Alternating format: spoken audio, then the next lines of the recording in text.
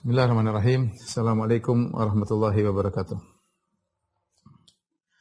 Alhamdulillahi ala ihsanih wa syukru lahu ala taufiqihi wa amtinanih. Asyhadu an la ilaha illallah wahdahu la syarika lahu ta'ziman li sya'nih wa asyhadu anna Muhammadan abduhu wa rasuluhu da'ila ridwanih. Allahumma shalli alaihi wa ala alihi wa ashabihi wa ikhwanih.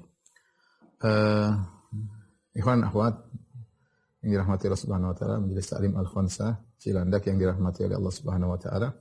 Sebagaimana kita ketahui bersama bahwasanya kehidupan dunia ini tidak lepas dari namanya kesedihan, kekhawatiran, ujian dan musibah ya.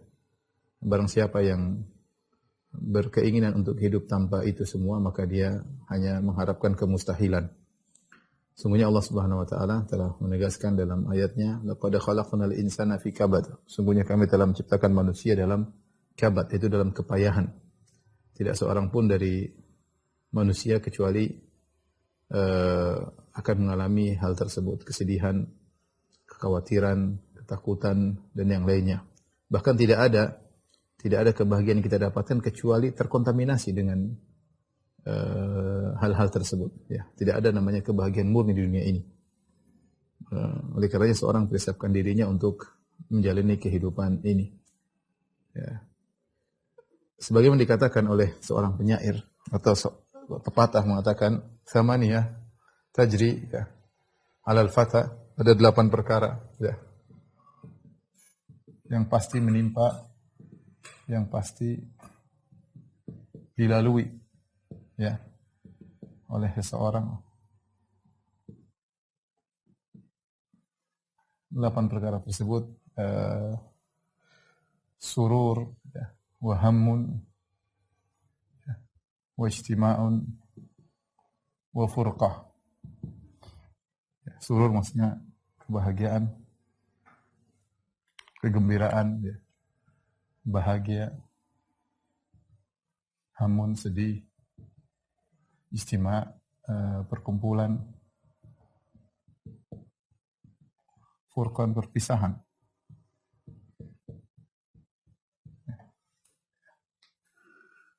Kemudian usrun wa yusrun summa sukmun wa afiyah.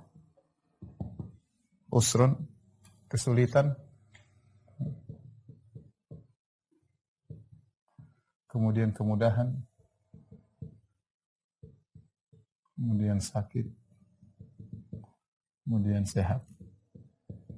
Ini 8 perkara ya yang pasti melewati setiap kita ya. Bahagia, kita pasti pernah bahagia. Kita juga pernah sedih, kita juga pernah gelisah. Kita pernah berkumpul dengan orang yang kita cintai. Dan kita juga pernah berpisah, furqah, dengan orang yang kita cintai. Kita pernah mengalami kesulitan dan kita juga pernah mengalami kemudahan. Kita pernah sakit dan juga kita pernah sehat. Dan ini diisyaratkan oleh Nabi SAW dalam satu hadis yang diriwayatkan oleh Hakim dari Sahal bin Sa'ad As-Sa'idi. Kata Nabi SAW, Atani Jibril. Jibril datang kepada aku. Faqala, kemudian Jibril berkata, Ya Muhammad, wahai Muhammad. Apa kata Jibril? Qala Jibril, Ya Muhammad, ish ma syi'ta, fa innaka mayyit. Wa ahbith man syi'ta,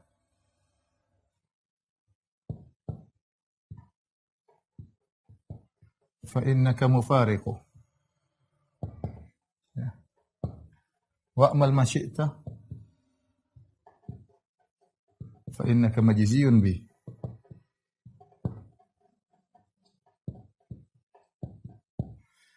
Kata Jibril alaihissalam, wahai Muhammad, ya, hiduplah sesukamu, wahai Muhammad. Sallallahu alaihi wasallam. Hiduplah sesukamu. Sesungguhnya kau akan mati.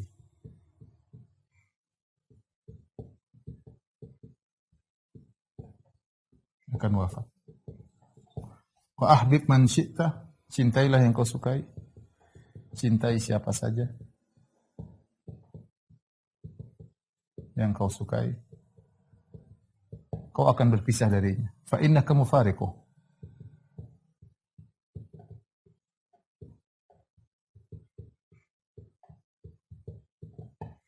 Wa'mal ma syi'ta fa innaka majziyun bih.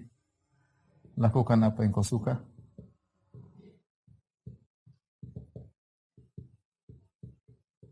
Kau akan dibalas.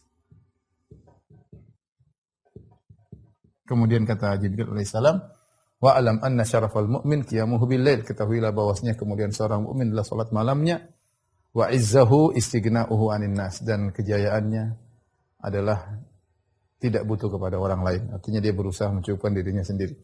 Ini Jibril alaihissalam menasihati Nabi Muhammad sallallahu alaihi wasallam dengan berkata, "Ya Muhammad, ish ma syi'ta fa innaka mayyit." Wahai Muhammad, hiduplah sesukamu, sungguhnya kau akan wafat, yaitu kau akan pergi, ya, kau akan meninggal. Kau akan meninggalkan. Meninggal dan meninggalkan. Wa ahbib man syi'ta fa innaka mufariquh. Cintai siapa saja yang kau sukai, kau akan berpisah darinya, ya. Ya ini, ya, kau akan ditinggalkan.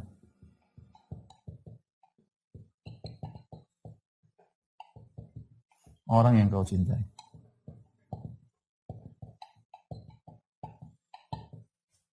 Lakukan apa yang kau suka, sungguhnya kau akan dibalas dengan perbuatanmu tersebut. Ini dua hal yang akan melewati setiap hamba, ijtima, perkumpulan, dan perpisahan. Ya, dia berkumpul dengan orang yang dia cintai, ada saatnya dia akan berpisah dari orang yang dia cintai. Nah, dua ini melewati kita dan melewati banyak saudara-saudara kita di musim-musim corona kemarin, ya. Sebagian kita, teman-teman kita akhirnya ada yang harus meninggalkan kita, dan sebagian orang yang kita cintai akhirnya harus kita tinggalkan. Ya, jadi bagaimana persiapan kita yang akan meninggal dan juga yang akan ditinggalkan. Ini semuanya butuh persiapan. Yang akan meninggal butuh persiapan, yang akan ditinggal juga butuh persiapan. Baik, ikhwan dan akhwat yang rahmatillah subhanahu wa ta'ala, kita akan mulai dari, ya, persiapan orang yang akan meninggal. Persiapan orang meninggal, ya. Ya, kita tahu bahwasanya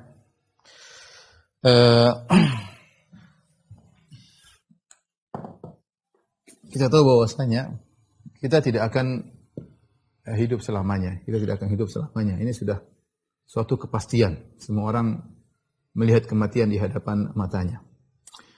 Dan yang jadi masalah, kematian tersebut sering datang dengan tiba-tiba, tidak kita duga. Ya, makanya Allah mengatakan, wa anfiqu mimma razaqnakum min qabli ay ya'tiya ahadakumul maut fayaqula rabbi laula akhartani. Kata Allah, berinfaklah, ya, dari apa yang kami rezekikan kepada engkau, ya, sebelum datang kematian kepada salah seorang dari kalian, fayaqula rabbi laula, kemudian dia berkata, ya Rabbku, seandainya kau tangguhkan meskipun sebentar kematianku, aku ingin berinfak. Ayat ini menunjukkan bahwasanya sering kematian datang dengan tiba-tiba tanpa dipersiapkan, sehingga dia tidak sempat untuk berinfak padahal hartanya banyak. Sehingga dia mengatakan, fa yaqula rabbi laula akhartani, ya Allah, tundalah aku. Dia mengucapkan tersebut setelah dia meninggal, percuma. Tidak ada waktu untuk kembali, dan yang terjadi hanyalah penyesalan. Makanya Allah mengatakan, wala tadri nafsun madza taksibu ghadan wala tadri nafsun bi ayyi ardin tamut. Sungguhnya tidak ada satu jiwa pun yang tahu apa yang akan dia kerjakan besok. Dia tidak tahu di mana dia akan mati, kapan dia akan mati. Wala tadri nafsun bi ayyi ardin tamut. Dia tidak tahu dia akan meninggal di mana, di daratan, di lautan, di udara, di kampungnya, kampung orang, di dalam negerinya, di luar negeri, tidak tahu, ya. Dan ini menunjukkan kematian sering datang dengan tiba-tiba. Terlebih lagi Rasulullah SAW menjelaskan di antara tanda-tanda hari kiamat al-mautul mufaji', yaitu kematian yang datang dengan tiba-tiba. Sebenarnya mengatakan setiap waktu yang melewati diri seseorang bisa jadi waktu tersebutlah waktu kematiannya. Sebagaimana diingatkan oleh Ibnu Rajab Al-Hambali. Dia mengatakan kullu sa'atin tamurru bil abdi yumkin an takuna sa'ata mautihi. Setiap waktu yang melewati seorang hamba bisa jadi saat itu saat kematiannya. Karena dia tidak tahu kapan dia meninggal. Ya.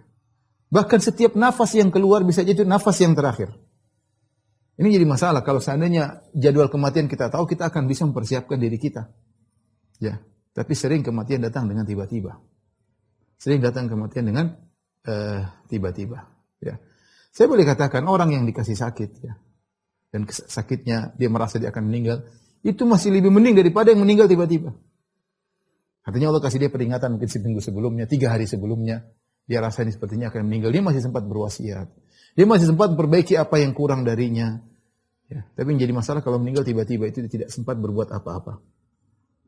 Dan banyak yang terjadi demikian, meninggal dengan tiba-tiba. Ya. Maka min fatan amsa wa asbaha dhahikan wa qad udkhilat ajsaduhum dhulmatal qabri. Betapa banyak pemuda di pagi hari masih tertawa, sore hari masih tertawa, tiba-tiba di malam hari jasad mereka dimasukkan dalam gelapnya liang lahat. Ya.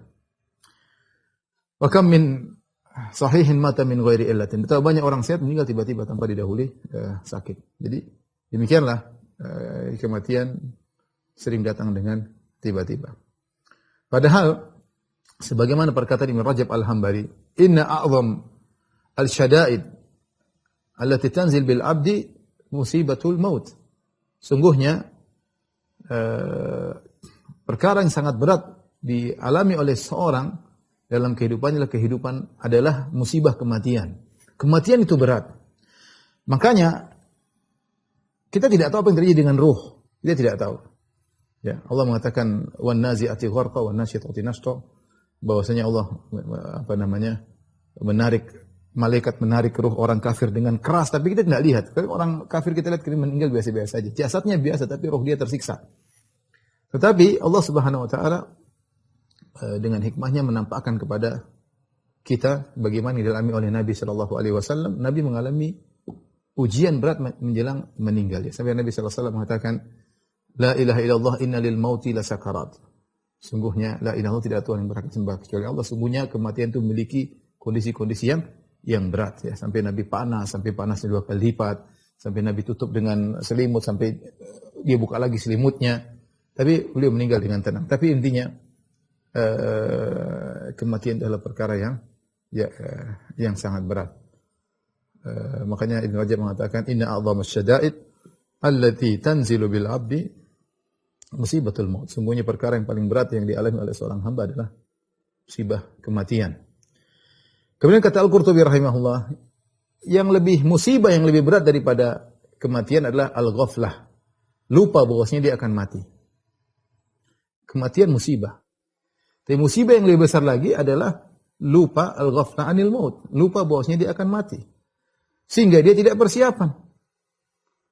Dia merasa umurnya masih panjang, dia merasa dia masih sehat, dia pede dengan ketegaran, kebugaran tubuhnya, dia pede dengan banyak hartanya. Apakah dia menyangka hartanya akan menambah umurnya? Tidak, harta tidak akan menambah umur Anda. Tidak seperti pernyataan orang-orang musyrikin, orang kafir. Ya, alladzi jama'a malahu wa 'addadah, yang mengumpulkan harta dan menghitung-hitungnya. Yahsabu anna malahu akhladah, dia menyangka bahwasanya hartanya akan mengkekalkannya. Kalla, sekali-sekali tidak. Harta yang dia miliki miliaran, triliunan, 1 detik tidak akan menambah umurnya meskipun 1 detik. Oleh karena yang paling berbahaya bagi kita adalah al-ghaflah anil maut. Lupa bahwasanya kita akan bakalan mati. Ya. Secara umum seorang senantiasa mempersiapkan dirinya untuk bertemu dengan kematian, maka dia lakukan sebab-sebab yang buat dia tidak lalai dari kematian. Sebab-sebab tersebut diantaranya misalnya menyengajakan diri untuk mengingat kematian. Menyengajakan diri. Dan itu perkara yang tidak disukai oleh jiwa. Jiwa inginnya senang-senang. Siapa sih senang ingat kematian? Kalau ingat kematian terus tidak bisa tidur. Tapi harus ingat. Rasulullah yang suruh. Aksiru min dzikri hadimil ladzat. Berbanyaklah ingat kematian. Semakin banyak Anda mengingat, Anda semakin cerdas. Tidak menyenangkan ingat kematian. Siapa yang mau sebelum tidur ingat kematian? Kita enggak suka. Siapa yang mau kita lagi di tengah-tengah kumpul kita ingat kematian? Kita enggak suka. Tetapi harus memaksakan diri untuk ingat kematian agar kita tidak lalai. Ya, kalau kita ingat kematian, kita akan semangat beramal. Di antaranya seperti menziarahi kuburan. Zurul kubur fa innaha tudzakirukumul akhirah. Ziarah kuburan sungguhnya itu mengingatkan kalian kepada akhirat.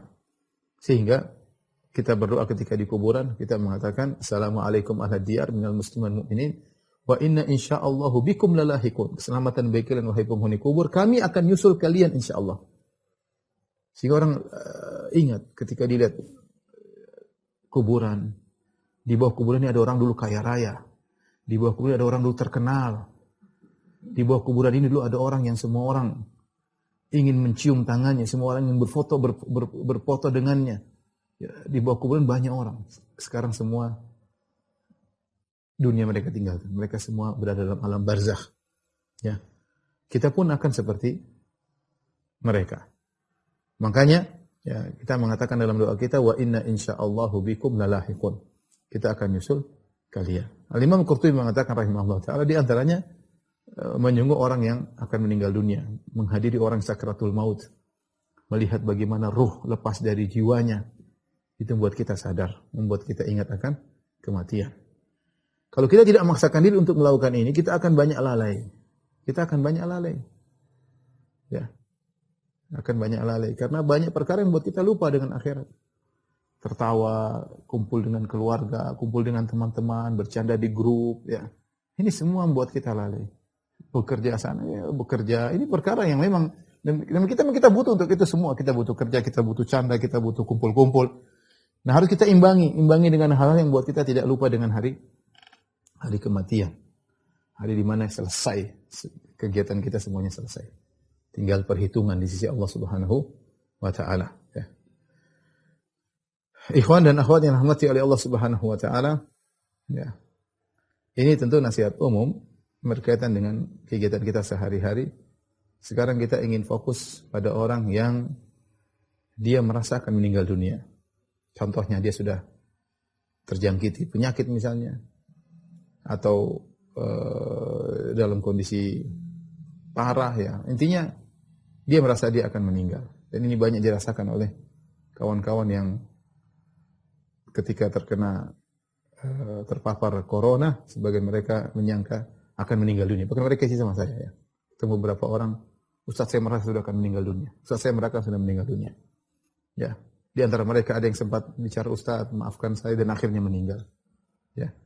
Artinya ini contoh bahwasanya seorang mengalami sesuatu yang dia merasa dia akan meninggal dunia. Ya. Apa yang harus dia lakukan ketika dia mengalami masa-masa sulit tersebut? Entah dia meninggal, entah Allah selamatkan dia, tapi kemungkinan untuk meninggal itu ada. Ya, sudah dibawa ke rumah sakit, sudah mulai pasang oksigen misalnya. Corona atau yang lainnya, ya. Corona atau yang lainnya. Ya. Kita sih tidak ingin menghadapi seperti itu. Kita ingin kita sudah persiapan jauh sebelumnya. Tapi terkadang kita terjebak dengan kondisi seperti itu. Ya, dan ini ya ini dialami oleh kawan-kawan kita ya. Kawan-kawan dekat kita. Ya, mereka merasakan meninggal, ada yang akhirnya sembuh dan ada akhirnya meninggalnya. Ada beberapa hal yang mungkin perlu diperhatikan ketika kita merasa akan dipanggil oleh Allah Subhanahu wa Ta'ala. Di antaranya, ikhwan dan akhwat Majelis Taklim Al-Khansah yang dirahmati Allah Subhanahu wa Ta'ala, kita akan bagi pembahasan kita menjadi dua. Persiapan yang akan meninggal ya.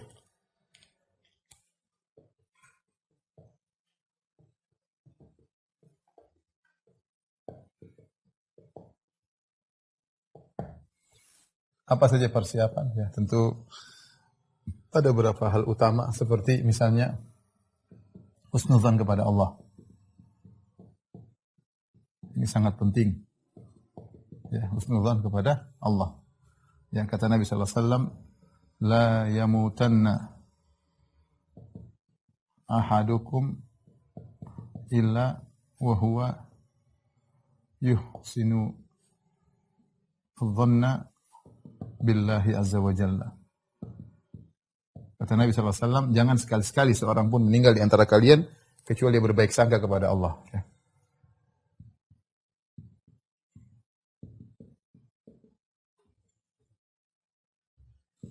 Kecuali berbaik sangka.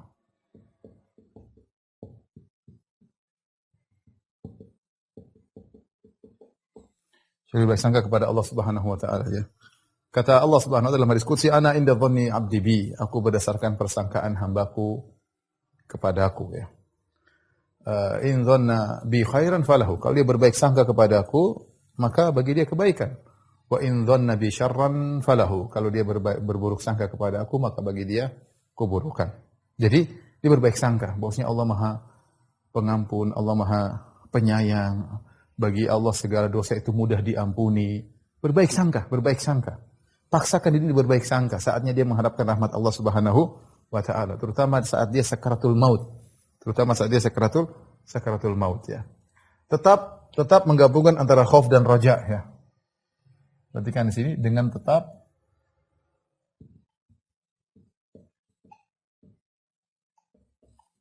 menggabungkan antara khauf yaitu rasa takut dan roja harapan kepada Allah. Berdasarkan hadis Anas bin Malik radhiyallahu ta'ala anhu, Rasulullah SAW dakhala ala syab, Rasulullah SAW menemui seorang pemuda yang akan meninggal dunia. Maka Nabi SAW bertanya kepada dia, "Kaifa tajiduka?" Bagaimana kau mendapati dirimu? Rasul tanya. Dan ini kebiasaan Rasulullah SAW kalau ketemu ziarah orang atau iadah menjenguk orang sakit, Rasulullah tanya bagaimana kondisi. Kata Rasulullah SAW, "Kaifa tajiduka?" Bagaimana kau dapati dirimu?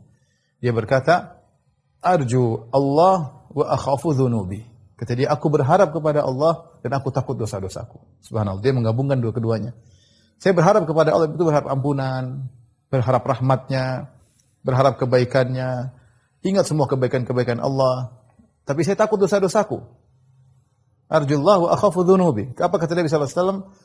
Ma yajtami'an inda abdin fi mithli hadzal mautin ya illa, tidaklah dua perkara ini berkumpul pada seorang hamba dalam kondisi seperti ini, itu kondisi akan meninggal dunia ya, illa a'tahu Allahu ma yarju, kecuali Allah akan berikan apa yang dia harapkan, wa amanahu mimma yakhaf, dan Allah akan membuat dia aman dari apa yang dia khawatirkan. Siapa yang di penghujung hayatnya punya harapan dan juga khawatir dengan dosa-dosanya, kata Nabi, kecuali Allah akan membuat dia meraih apa yang diharapkan dan mengamankan dia dari apa yang dia khawatirkan. Ya. Tapi ingat, ya, sebagian ulama mengatakan tetap roja harus lebih kuat dalam kondisi demikian. Roja harus lebih kuat pengharapan. Makanya dikisahkan ya dari Hajjaj bin Yusuf As-Saqafi. Hajjaj bin Yusuf As-Saqafi seorang yang buas ya, suka membunuh orang sampai membunuh tabi'in ya, dan suka membunuh ya, suka menumpahkan darah. Dosanya sangat banyak ya, sampai disebutkan ketika dia akan meninggal dunia, katanya dia mengatakan, Rabbi ghfirli fa innahum yaz'umuna annaka la taf'al. Allah alam, saya belum cek lagi tentang riwayat ini, tapi dia mengatakan, ya Allah ampunilah aku ya. Sungguhnya mereka menyangka engkau tidak akan mengampuni aku. Ini husnuzon luar biasa ya. Dari orang yang bengis seperti ini. Tapi ya Allah alam akan kebenaran kisah ini. Tapi maksud saya seorang apapun kondisinya dia husnuzon kepada Allah Subhanahu wa taala. Tapi husnuzon tersebut memang sulit, tidak bisa dipaksa-paksain. Kecuali seorang berusaha memperbaiki hatinya. Makanya agar bisa husnuzon dengan baik, maka jangan lupa bertobat. Bertobat kepada Allah. Jangan bertobat ketika nyawa di kerongkongan, karena tidak akan diterima. Ya, kata Nabi SAW, Inna Allaha yakbalu taubatal abdi malam yugharghir. Allah menerima taubat seorang hamba selama nyawa belum di kerongkongan. Kalau nyawa sudah di kerongkongan percuma. Artinya dia baru pertama terkena sakit, segera bertobat. Nggak tahu ini, apalagi kita bicara corona, main hari, 3 hari, 4 hari tahu. Ada yang 2 hari langsung meninggal, ada yang beberapa hari langsung dipanggil oleh Allah Subhanahu wa taala. Cepat, begitu cepat. Dia tidak menduga. Nah, kita bertobat jauh-jauh hari. Tentunya. Sekarang juga kita harus bertobat. Tobatlah kewajiban seumur hidup. Kegiatan seumur hidup tobat. Karena kita tidak luput dari dosa.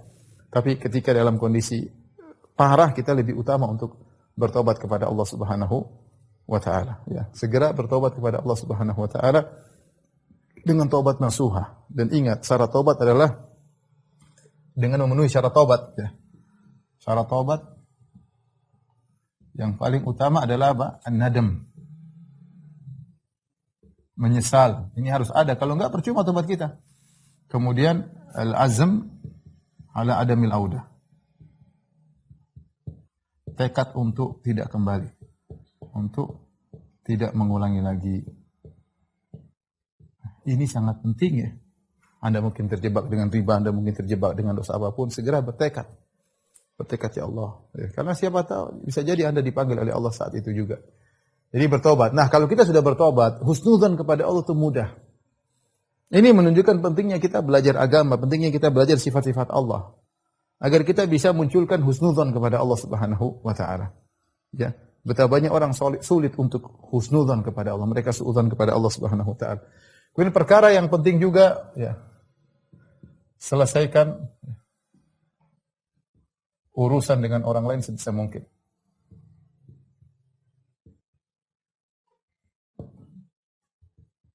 Sebisa mungkin. Apalagi menyangkut hak orang lain.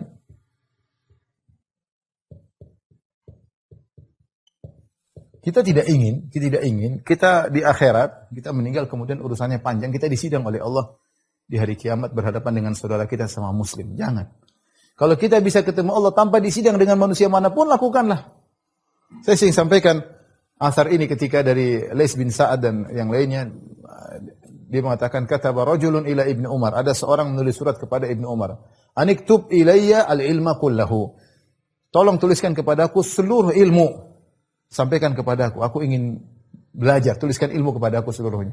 Kata Ibnu Umar, fakataba ilayhi, Ibnu Umar kemudian radhiyallahu anhu membalas surat tersebut, dia mengatakan, innal ilma katsir, ilmu itu banyak. Ya, mau ditulis semua enggak mungkin.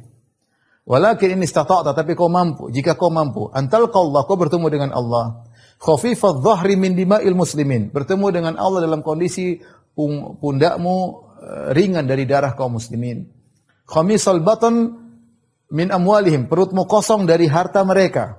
Kafalisan an aradihim, kau bertemu dengan Allah dalam kondisi lisanmu kau jaga tidak menjatuhkan harga diri mereka. Mulaziman li jama'atil muslimin, dalam kondisi kau masih dalam jamaah kaum muslimin tidak memberontak, faf'al, maka lakukanlah. Ibnu Umar menyampaikan tentang kesimpulan ilmu 4 perkara. Dia mengatakan jangan sampai kau menanggung ya, darah orang lain, jangan sampai kau makan harta orang lain, jangan sampai kau menjatuhkan harga diri orang lain, jangan sampai kau memberontak dari jamaah kaum muslimin. Kenapa ini semua? Agar kau tidak bermasalah di hari kiamat kelak. Ya. Segera kita mau tahu kita akan meninggal, segera selesai urusan. Kita punya, ya makanya harus segera ada orang kita, kalau kita punya salah sama dia, telepon. Kita punya salah sama dia, telepon. Ya, ya akhi, kalau repot kita meninggal, ternyata kita pasti punya masalah sama dia. Apalagi kita di posisi yang salah. Ya. Biasanya orang kalau sakit, Allah ingatkan dia dengan kesalahan-kesalahan dia. Ya. Maka mumpung kita diingatkan, Allah segera telepon, minta maaf. Sebisa mungkin. Entah dia maafkan enggak, urusan dia dengan urusan dia. Tapi kita berusaha. Allah tahu kita sudah berusaha minta maaf sama dia. Mungkin kita pernah ngambil harta orang, mungkin kita pernah mencaci maki dia, mungkin kita pernah merendahkan dia. Mumpung ada kesempatan sebelum kita meninggal, segera. Agar kita meninggal dengan tenang, tidak ada urusan sama orang. Urusan dosa kita dengan Allah lebih ringan. Apa kata Sufyan Ats-Tsauri rahimahullahu taala, la antalqallaha bi sab'ina dzamban fi ma bainaka wa bainallah ahwan min antalqahu bi dzambin wahidin fi ma bainaka wa bainal ibad. Kau bertemu dengan Allah buat 70 dosa antara engkau dengan Allah mudah. Asalnya Allah mengampuni. Allah Maha Pengampun. Tetapi daripada kau bertemu dengan Allah, bawa satu dosa antara engkau dengan orang lain, akan disidang. Jangan harap orang itu mau minta memaafkan kamu, ya. Orang itu maafkan kamu. Di akhirat kelak, jangan kau sangka seorang ibu akan maafkan anaknya. Kalau bisa dia tuntut, anaknya dia tuntut. Jangan kau sangka seorang suami akan maafkan istrinya. Kalau dia bisa tuntut istrinya, dia ingin ambil pahala dari istrinya. Apalagi orang jauh. Jangan sampai meninggal dalam kondisi punya masalah sama orang. Ingat-ingat, kalau kita punya salah kita catat, ini hak orang. Kita pernah menghinanya, kita pernah merendahkannya, kita pernah menuduhnya tidak. Suatu kondisi yang saya pernah alami sendiri ya. Artinya, subhanallah, ada seorang, orang itu ketika sama saya di mobil ya, kemudian tiba-tiba ada temannya mau meninggal dunia, punya salah sama orang tersebut. Akhirnya dia telepon menjelang meninggal, mungkin 5 menit, 10 menit lagi meninggal. Masalahnya besar. Kemudian dia telepon, dia bilang, saya minta maaf, kesalahan saya, tolong maafkan. Akhirnya dia tanya sama saya, gimana? Saya maafkan aja. Begitu dimaafkan, langsung enggak lama kemudian meninggal dunia. Ini taufik dari Allah. Dia bisa minta maaf atas kesalahannya. Kalau enggak, urusannya panjang di akhirat. Bayangkan mungkin kalau Anda tidak minta maaf ini, urusan Anda mungkin harus berdiri entah berapa lama di hadapan Allah di bawah terik matahari yang sangat panas. Sementara Anda bisa selesaikan dalam waktu yang singkat, mumpung masih di dunia. Maka ingat, ya, selesaikan urusan dengan orang lain sebisa mungkin, apalagi menyangkut hak orang lain. Termasuk di antaranya, ya, hutang-hutang. Perhatikan, hutang-hutang. Hutang-hutang yang tercatat maupun hutang-hutang yang tidak tercatat. Ya, sampaikan. Ada mungkin orang kasih tahu sama keluarga, saya punya hutang sama si fulan, saya punya hutang sama si fulan, kasih tahu ya. Ya, ini semua kalau bisa selesaikan, kalau enggak maka tulis wasiat ya. Wasiat. Ya. Wasiat. Wasiat ini ya, di antaranya ya. Tadi berkaitan dengan hak-hak tadi. Dengan hak-hak orang lain. Jangan lupa. Kemudian wasiat kepada yang akan ditinggalkan. Pada istri, pada suami, pada anak-anak, ini sangat penting, ikhwan. Ya, yang saya sangat sedih kalau seorang sudah masuk ke dalam rumah sakit, sudah tidak bisa kontak lagi, tidak bisa komunikasi lagi. Ya, tapi kalau masih bisa ada telepon wasiat. Wasiat saja, wasiat ya. Sampaikan sama istri, jangan terlalu bersedih dengan wafatku, anak-anak disuruh bertakwa kepada Allah. Biasanya wasiat seperti itu sangat bermanfaat bagi mereka di penghujung hayat seorang. Wasiat seorang ibu kepada anak, wasiat seorang suami kepada istri, wasiat seorang istri kepada suami. Ya, jangan lupa kita wasiat berkaitan dengan hak orang lain, wasiat kepada yang akan ditinggalkan. Demikian juga kalau kita punya harta, wasiat untuk apa? Untuk sedekah misalnya. Ya. Intinya ada hal-hal yang penting kita selesaikan sebelum kita meninggal dunia. Memang kematian itu adalah perkara yang sangat tidak menyenangkan. Tetapi kalau kita masih kasih waktu 2 hari, 3 hari, 5 hari, sepekan, semua itu kesempatan. Segera kita selesaikan. Selesaikan urusan. Seakan-akan kita akan meninggal. Alhamdulillah kalau ternyata kita disehatkan oleh Allah, ya sudah. Urusan sudah selesai. Kalau ternyata la qadarullah, ternyata kita meninggal, mau diapain? Alhamdulillah kita sudah selesaikan urusan. Ini mungkin di antara hal yang terbetik dalam benak saya. Seandainya saya akan mau meninggal, mungkin saya akan melakukan hal ini. Ya. Ya. Kita nggak tahu ya. Kita nggak tahu yang kita sudah lakukan ini diterima oleh Allah. Nggak, kita nggak tahu. Yang kita lakukan selama ini ikhlas atau tidak, wallahu alam. Allah yang lebih tahu. Ya. Kita nggak tahu, mungkin selama ini kita pernah merendahkan orang. Ya, segera kita minta maaf ya. Kemudian ini yang paling penting. Terus berbaik sangka, ya. Hidup, hadirkan, berusaha semaksimal mungkin, hadirkan kerinduan bertemu dengan Allah. Hadirkan kerinduan bertemu dengan Allah. Dalam kondisi takut, dalam kondisi khawatir, dalam kondisi berharap, hadirkan kerinduan ingin bertemu dengan Allah. Dalam hadis yang sahih, kata Nabi SAW, Man ahabba liqa Allah, ahabballahu liqa'ahu. Wa man kariha liqa Allah, karihallahu liqa'ahu. Siapa yang ingin bertemu dengan Allah, maka Allah ingin bertemu dengan dia. Ya, timbulkan husnudzon, berbaik sangka, ya, kemudian cinta kepada Allah, sehingga ingin ketemu dengan Allah. Man ahabba liqa Allah, ahabballahu liqa'ahu. Siapa yang ingin bertemu dengan Allah akan ingin bertemu dengan dia. Wa man kariha liqa Allah. Siapa yang tidak ingin ketemu dengan Allah, tidak suka ketemu dengan Allah pun tidak suka ketemu dengan dia. Allah tidak suka ketemu dengan dia. Kemudian jangan lupa perbanyak zikir la ilaha illallah, la ilaha illallah, la ilaha illallah. Man kana akhiru kalami la ilaha illallah, kalau jannah. Siapa yang akhir perkataannya la ilaha illallah, maka masuk surga ya. Karena banyak orang dia lupa wasiat kepada istrinya, lupa wasiat kepada anak-anaknya, sehingga ketika dia meninggal anak-anaknya kemudian teriak-teriaklah, apalah istrinya kemudian berlebihan dalam sedih ya. Kalau kasih wasiat mereka akan ingat wasiat suaminya agar tidak terlalu bersedihan yang berlebihan. Wallahu a'lam bishawab. Baik, kita masuk pada yang kedua, persiapan bagi yang ditinggal.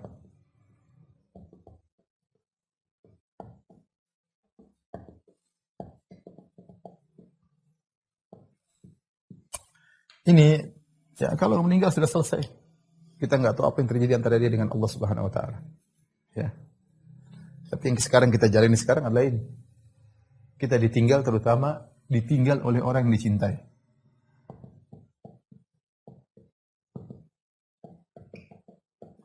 Terkadang Allah Subhanahu wa taala mengambil orang yang kita cintai di saat-saat hubungan kita lagi mesra-mesranya, lagi kita sayang-sayangnya, Allah cabut nyawanya ya. Itu ujian. Ujian sangat berat ketika diambil orang yang sangat kita cintai ya. Apa yang harus kita lakukan ya? Tentunya perkara yang selalu kita istirja. Ini yang jelas ya, istirja ya. Istirja inna lillahi wa inna ilaihi raji'un. Kemudian kita bilang alhamdulillah ala kulli hal. Kita ucapkan, jangan cuma di hati, ucapkan alhamdulillah ala kulli hal. Inna lillahi raji'un, kita renungkan bahwasanya dia milik Allah, kita dan dia milik Allah. Ya. Yang Allah ini Maha tahu yang terbaik baginya. Dia milik Allah, Allah mau ambil, terserah Allah. Allah lebih tahu yang terbaik bagi dirinya. Sudah serahkan. Yang punya ngambil, mau diapain?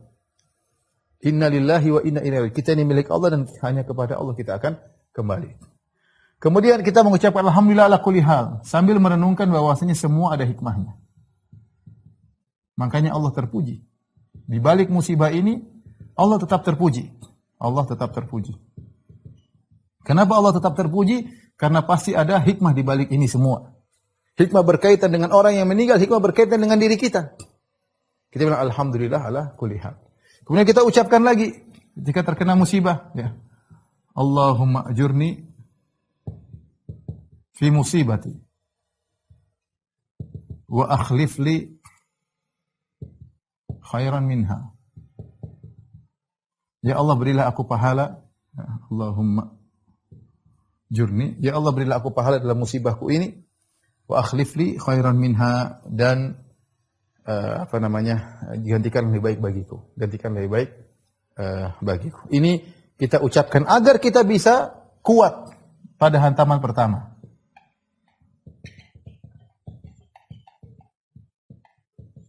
Hantaman pertama. Nabi SAW bersabda, Innama sabru inda sadamatil ula.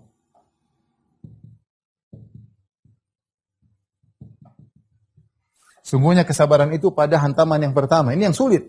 Dapat kabar meninggal, dapat kabar. Bayangkan bagaimana kabar anak yang kita cintai meninggal, istri yang kita cintai meninggal, suami yang kita cintai meninggal, orang tua yang kita cintai meninggal, kawan dekat yang kita cintai meninggal, yang biasanya luar biasa kepada kita meninggal. Kita pasti menangis. Tapi tangisan bukan menunjukkan tidak sabar. Manusiawi. Ya, tapi hati kita tetap berusaha untuk bersabar, tetap mengucapkan kata-kata yang indah, tetap kita memuji Allah Subhanahu wa taala, ya. Ini perkara sangat penting, ya. Sabar pada hantaman yang pertama. Di situ pahalanya sangat besar. Apalagi kehilangan orang yang sangat kita cintai. Lebih berat daripada kehilangan harta. Lebih berat daripada kehilangan misalnya mobil, rumah, ya. Orang yang kita cintai, kemudian hilang yang biasanya kita bersama dia, biasanya kita lihat senyumannya, biasanya kita bercanda dengan dia, ngobrol, tiba-tiba diambil oleh Allah Subhanahu wa taala, sangat berat. Maka hadirkan lafal-lafal ini semua kita ucapkan ketika terkena musibah tersebut, ya. Musibah tersebut. Kemudian hadirkan dalam hati pahala yang besar bagi orang yang diuji, orang yang sabar ketika kehilangan yang dicintai. Saya akan bacakan, ya, hadis-hadis berikut, ya, supaya kita dapat pahala, ya. Dapat pahala dari musibah yang kita alami tersebut. Musibah ini bisa menimpa saya, bisa menimpa antum. Mungkin sekarang enggak, musim corona sekarang enggak, mungkin nanti. Tadi Jibril sudah mengatakan, ahbib man syi'ta fa innaka mufariquh. Cintailah siapa yang kau sukai, siapa saja terserah, mau cinta orang tua, mau cinta anak, mau cinta istri, mau cinta suami, mau cinta kawan, kau pasti meninggalkan dia. Entah dia yang meninggalkanmu atau kau akan meninggalkan dia. Fa innaka mufariquh, kau akan berpisah dari dia, mau tidak mau. Maka kita harus tahu bagaimana persiapan berhadapan dengan kondisi seperti ini ketika kita ditinggal oleh orang yang sangat kita cintai. Saya bacakan hadis-hadis tentang keutamaan bersabar atas kehilangan orang yang dicintai. Ya.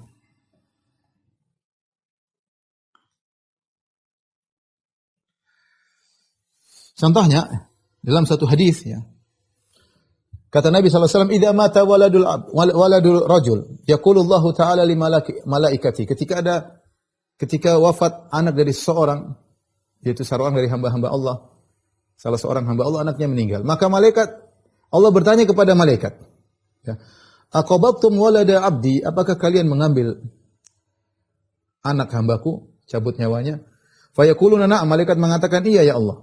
Fayaqulu wa huwa alam, dan Allah bertanya dan Allah lebih tahu jawabannya. Aqabattum samarata fuadihi, apakah kalian telah mengambil buah hatinya? Subhanallah. Anak sampai disebut oleh Allah dalam hadis ini samarata fuadihi, buah hatinya. Kita enggak tahu betapa besar kecintaan seorang orang tua kepada luar biasa ya. Ini sekarang orang tua kerja keras sampai setengah mati demi menyenangkan anaknya. Dia kerja mungkin 24 jam supaya pulang bisa lihat anaknya tertawa. Ya. Betapa besar cinta orang tua kepada anak. Ini anak yang dia cintai dicabut nyawanya oleh malaikat. Maka Allah bertanya, "Aqabattum samarata fuadihi?" Apakah kalian telah mencabut nyawa buah hati hambaku? Ya. Fayaquluna na'am, malaikat berkata iya. Fayaqulu madza qala abdi? Allah bertanya lagi, apa yang diucapkan oleh hambaku ketika anaknya diambil?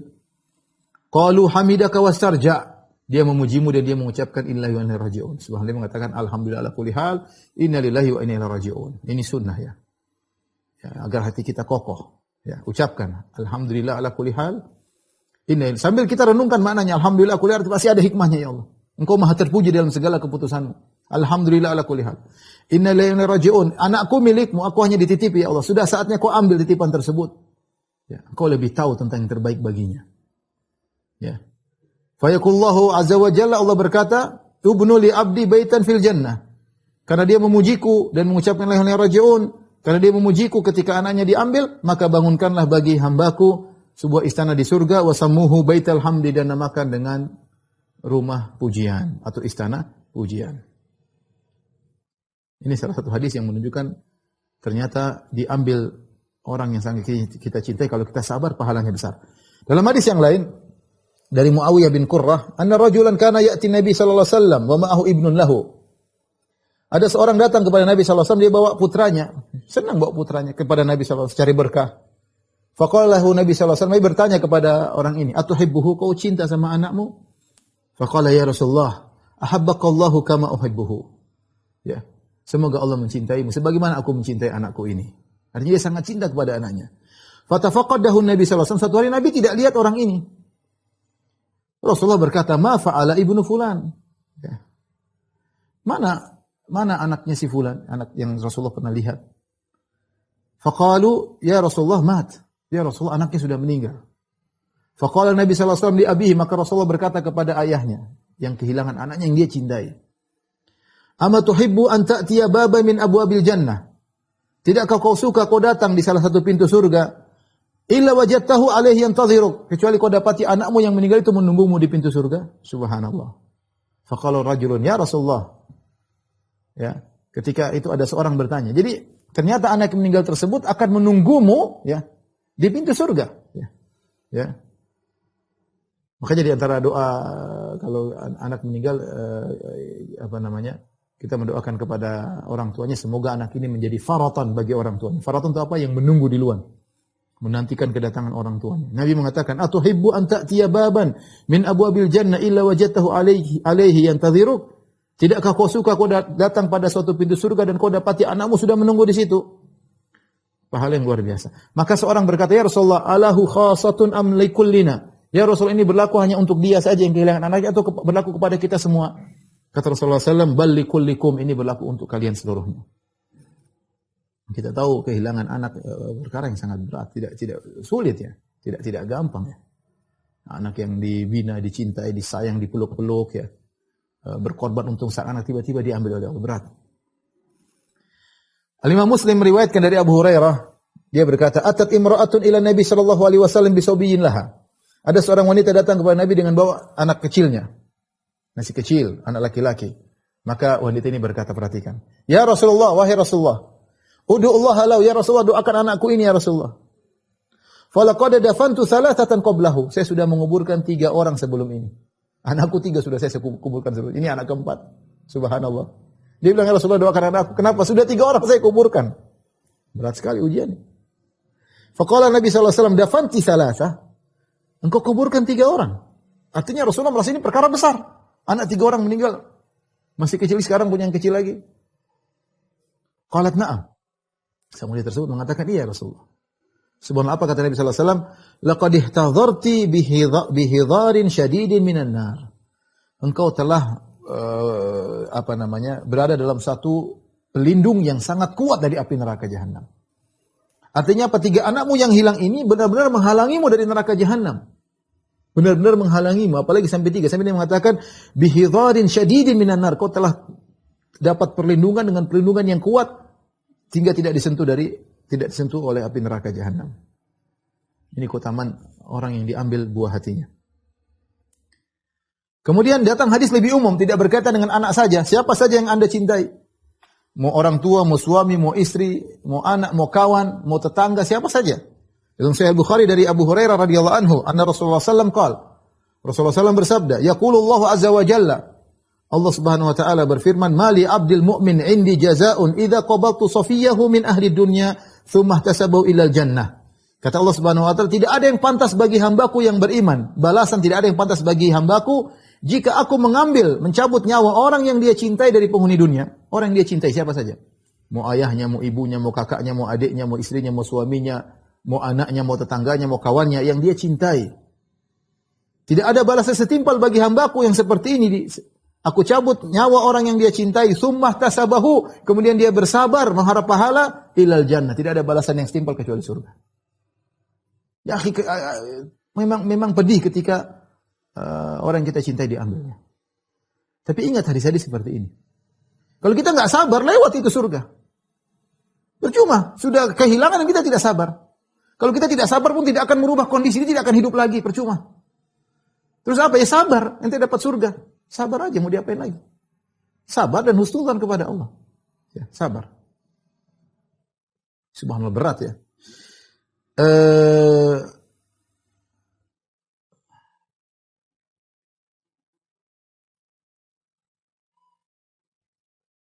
Ini di antara hadis-hadis yang menunjukkan tentang keutamaan bersabar dari kehilangan orang yang tadi cintai. Saya akan sebutkan sebuah kisah, 2 buah kisah yang itu dalam buku-buku sirah ya, dalam buku tarikh ya.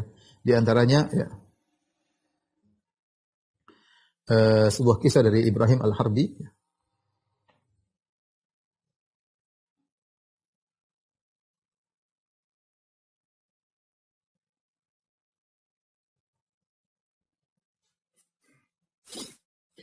Ibrahim Al-Harbi rahimahullahu taala ya.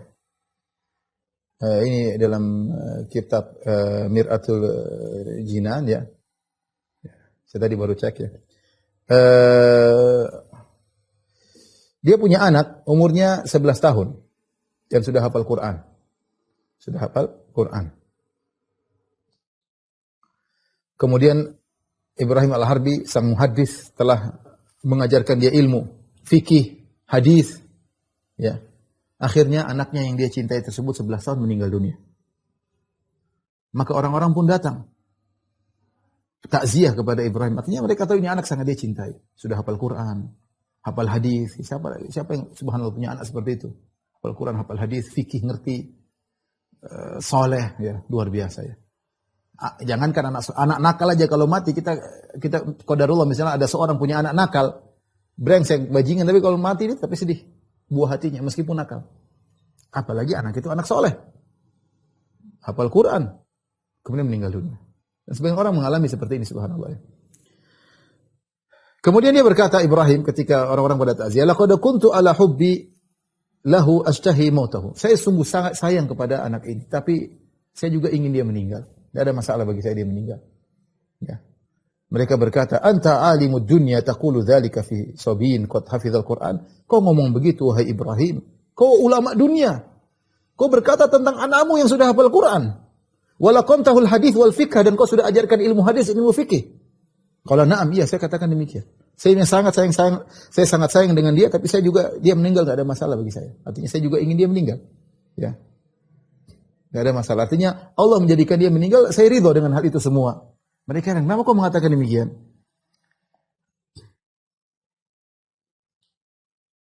Dia cerita akhirnya, kenapa dia mengatakan demikian. Dia mengatakan, "Falaqad ra'aitu fi manami ka'anna al-qiyamata qamat." Aku pernah lihat dalam mimpiku, seakan-akan telah tegak hari kiamat. Wa ka'anna sibyanan bi aidihim qilalun fiha ma'un yastaqbilun nas. Kemudian aku lihat sebagian anak-anak di padang mahsyar, mereka membawa kendi-kendi berisi air menyambut orang-orang yang datang untuk dikasih minum. Hari sangat terik ketika itu di padang mahsyar. Wa kana al-yawm haran syadidan harruhu. Hari tersebut sangat panas ya, di bawah terik matahari dengan jarak 1 mil. Qala faqultu li ahdihim, maka aku ketemu dengan salah seorang anak-anak tersebut, aku berkata, "Isqini min hadzal ma." Berikan, saya haus, berikan air padaku. Qala fa nadhara ilayya, ini dalam mimpi dia cerita. Anak itu pun melihatku. Dia berkata, "Lasta abi, kau bukan ayahku. Saya tidak bisa kasih minum kepadamu, kau bukan ayahku." Qultu, "Man antum? Siapa kalian anak-anak ini yang bawa air minum siap memberikan kepada orang yang haus?" "Nahnu sibya alladziina mitna wahtasabana abauna." Mereka mengatakan, kami adalah anak-anak yang kami meninggal, sementara orang tua kami mengharap pahala dan sabar dengan meninggalnya kami. Nantadhiruhum linasqiyahum. Kami nunggu bapak-bapak kami datang, orang tua kami datang, ibu kami datang untuk kami berikan minum kepada mereka. Ya. Qala, itulah sebabnya kenapa aku ridha anakku meninggal dunia. Ya. Ini kisah Ibrahim al-Harbi. Kisah juga menakjubkan, mungkin saya terakhir sebutkan kisah ini adalah kisah Ummu Aqil. Ini disebutkan dalam kitab Mir'atul Jinan ya. Wa ibratu al-yaqdhan bi ma'rifati hadits zaman ya, kalau tidak salah judul kitabnya. Karya Afifuddin Syafi'i. Tadi saya baru lihat di Syamilah ya. Kisah dari Al-Asma'i bercerita, aku keluar bersama kawanku di sebuah al-badiyah, yaitu dusun. Fadhalal tariq, kami pun salah jalan. Tiba-tiba kami menjumpai satu kemah di sebelah kanan jalan. Kami pun menuju kemah tersebut. Kami pun mengucapkan salam. Tiba-tiba ada seorang wanita sudah tua menjawab salam. Wanita tersebut bertanya, "Man antum? Siapa kalian?" Kami menjawab, "Qaumun dhalalat tariq, kami salah jalan." "Anis nabikum," ya, kami ingin bersama kalian ya. Artinya kami lapar dan mereka lapar. Kemudian wanita tersebut mengatakan, "Wallu wujuhakum, tolong balik, saya akan siapkan makanan bagi kalian." Kami pun balik, tidak menghadap ke kemah karena wanita tersebut siapkan makanan. Ya, kemudian dia menghamparkan semacam permadani, kami pun duduk di situ. Tiba-tiba bibairin muqbil, tiba-tiba ada onta datang. Alaihi raqib, ada yang mengendarai onta tersebut. Wa idza biha taqul, ya. As'alullaha barakatal muqbil. Aku mohon kepada Allah keberkahan orang yang datang ini. Amal ba'ir fa ba'irun waladi. Onta itu adalah onta anakku. Wa amma raqibuhu falaysa biwaladi. Adapun yang naik onta tersebut adalah bukan anakku. Ja'a raqib. Akhirnya orang itu datang. Wa qala ya Umma Aqil. Yang naik ontanya anaknya berkata, "Wahai Ummu Aqil, assalamu alayki. A'zamallah ajraki fi Aqil." Semoga Allah memperbesar, membalas engkau dengan pahala ganjaran yang besar atas wafatnya anakmu Aqil. Faqalat, "Waihat, awaqad mata Aqil? Apakah telah meninggal anakku Aqil?" Qala, "Na'am." Dia sudah meninggal. Qalat, "Wa ma sababu mautihi?" Apa yang menyebabkan dia meninggal? Sang pengendara onta tersebut berkata, "Izdahamat alaihil ibil faramat bihi fil bi'r." Banyak onta-onta, akhirnya ada satu onta yang melemparkan dia, akhirnya masuk ke dalam sumur, akhirnya meninggal dunia. Faqalat, "Inzil." Kata sang wanita, sang ibu, "Turunlah engkau." Ya, wa dafa'at lahu kabshan wa nahnu muddahishun. Maka dia pun kasih seekor kambing. Ya, kami pun heran kenapa ini kemudian disembelih, kemudian dimasak, kemudian laki-laki tersebut menghidangkan makanan bagi kami. Kami heran, faja'alna nata'ajjab min sabriha, kami heran dengan sabarnya Ummu Aqil. Tatkala selesai makan kami bertanya, ya. Maka wanita itu bertanya, "Hal fikum ahadun yuhsinu min kitabillah?" Adakah di antara kalian yang pandai baca Al-Qur'an?